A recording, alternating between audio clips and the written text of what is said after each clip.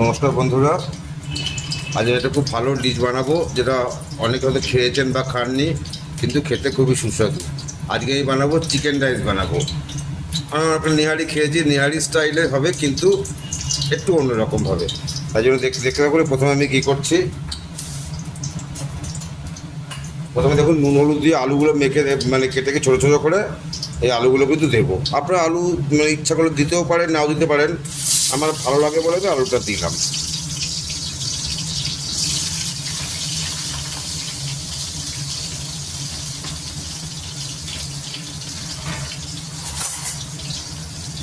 খুবই সুস্বাদু রান্না, খেতে অত্যন্ত ভালো। আপনারা করে দেখবেন কত সহজ পদ্ধতি জিনিসটা আমি করছি। আলুগুলো আমি একটু লাল করে ভেজে নেবো আলুগুলোকে।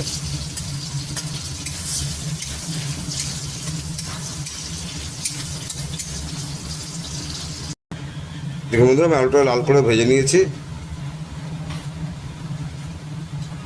এবার আমি এর মধ্যে গোটা গরম মশলা দিচ্ছি।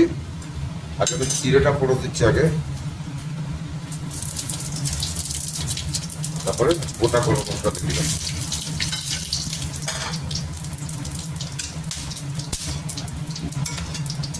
এবার আমি যেটা করবো, এবং এক বাটি পেঁয়াজ কুচিয়ে নিয়েছি, এটা আমি দিয়ে দিচ্ছি।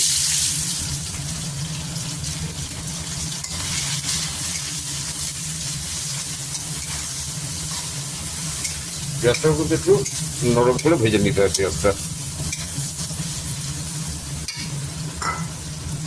পেঁয়াজটাকে আমি একটু নরম করে ভেজে নেবো, একটু ব্রাউন কালার আসা পর্যন্ত। আমি কী করলাম, আলুটাকে ভেজে তুলে রাখলাম। তারপরে ওই তেলের মধ্যে আমি গোটা জিরে আর গোটা গরম মশলা ফোড়ন দিলাম। তারপরে আমি পেঁয়াজ কুচিটা এর মধ্যে দিয়ে দিলাম।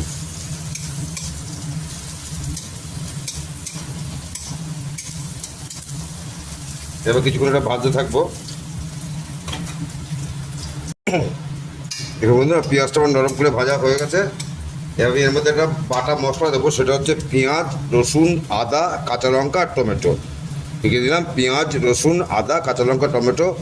দুটো বড়ো সাইজের পেঁয়াজ নিয়েছি, আর দুটো টমেটো নিয়েছি, আর হচ্ছে 10-15 কোয়ার মতো রসুন নিয়েছি, আর 2 ইঞ্চি মতো আদা নিয়েছি, আর হচ্ছে 8টা কাঁচা লঙ্কা দিয়েছি। এটা এখন যেটা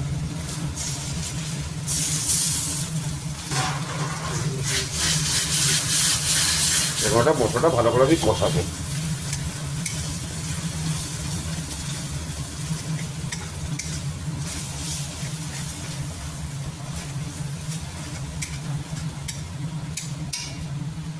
এবার আমি এই পর্যায়ে হলুদ দিয়ে দেবো,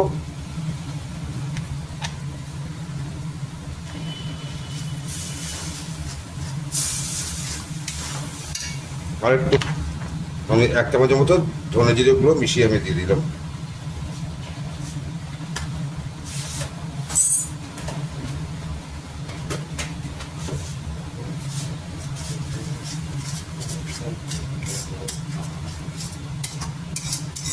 দিয়ে ভালো করে আমি মশলা কিন্তু কষাবো, মানে পেঁয়াজ রসুনের যাতে কাঁচা গন্ধটা না থাকে, সেই জন্য আমি সেটা কষাতে হবে।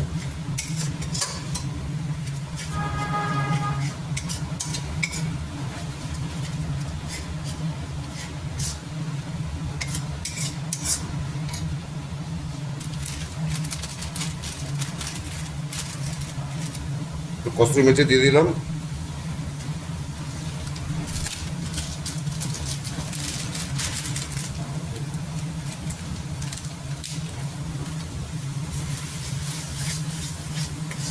খুব ভালো গন্ধ বেরিয়েছে বন্ধুরা।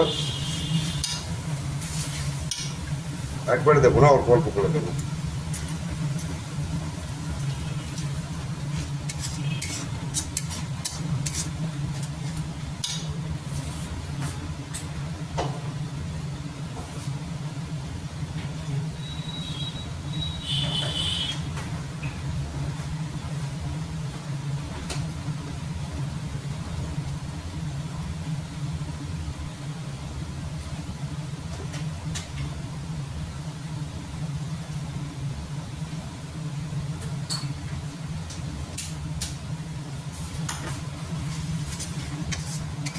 এখনো কষাতে হবে, দেখুন যতক্ষণ তেল না উঠে যাবে ততক্ষণ ধরে আমি কষিয়ে যাবো।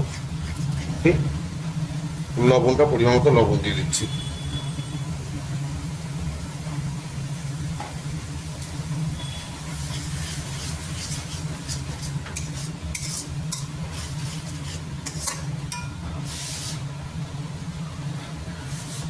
বাকি জলটা আমি দিয়ে দিলাম।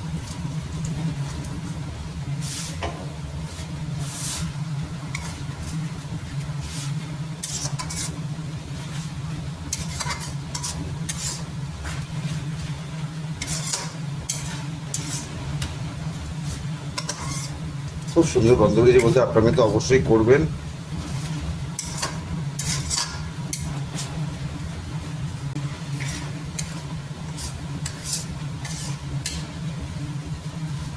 দেখুন তো এবার আমি 300 মতো মানে বোনলেস চিকেন নিয়েছিলাম, সে ভালো ছোটো ছোটো করে কেটে নিয়ে এরকম একটু এরকম সাইজে কেটে নিয়েছি, নিয়ে এবার আমি এটা দিয়ে দিচ্ছি।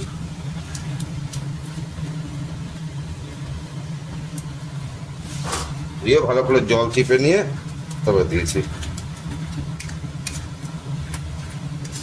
এবার চিকেনটা দিয়ে এটা কষাবো।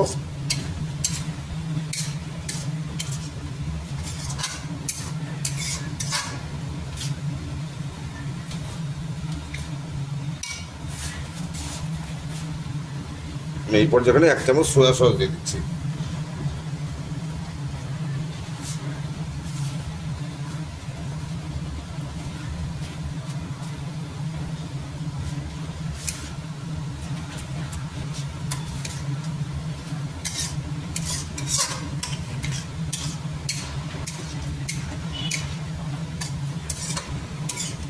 এবার এটা একটু কষাবো জিনিসটা।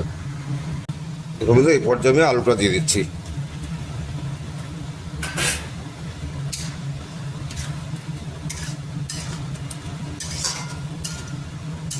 এবার চিকেনটা একটু সিদ্ধ হোক, তারপরে বাকিটা করে দেখাচ্ছি। ধরুন বন্ধু চিকেনটা পুরোপুরি আমার হয়ে গেছে, সিদ্ধ হয়ে গেছে। এবার আমি একটু করে ভাত দেবো। এবার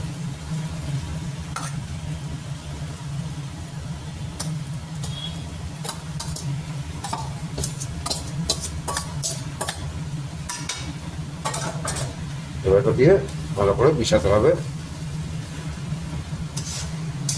হালকা হালকা করে মিশাতে হবে জিনিসটা।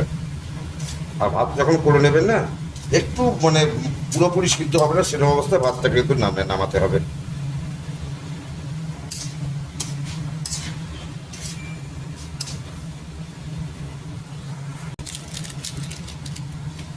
মশলা দিয়ে ব্যাস হবে। এবার ঢাকা দিয়ে রেখে দেবো।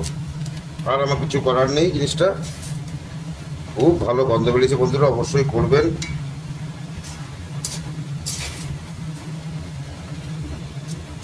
তৈরিটা করে একসঙ্গে জলের মধ্যে দিয়ে ভাতটা সিদ্ধ করে, আর আমি ভাতটাকে আগে মানে হালকা সেদ্ধ করে নিয়ে তারপরে বেশ করে মিশিয়েছি। অত্যন্ত সুগন্ধ বেরিয়েছে বন্ধুরা, আপনারা অবশ্যই করে করবেন। করে কেমন লাগলো আমাকে জানাবেন। ভালো লাগুক মন্দ লাগুক সব রকম বিষয় কিন্তু বলবেন। আপনাদের উত্তর অপেক্ষায় থাকলাম। জিনিসটা আমার কিন্তু হয়ে গেছে। এবার আমি আর কিছু করবো না, এবার আমি জাস্ট ঢাকা দিয়ে রেখে দেবো।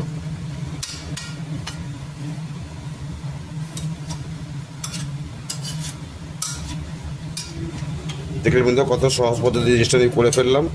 খুব সুন্দর গন্ধ বেরিয়েছে, খেতে অসম্ভব ভালো হবে। আপনারা কিন্তু অবশ্যই করবেন। পরে ভিডিও দেখা হয় বন্ধুরা। নমস্কার, আজ এই পর্যন্ত। সকলে ভালো থাকবেন।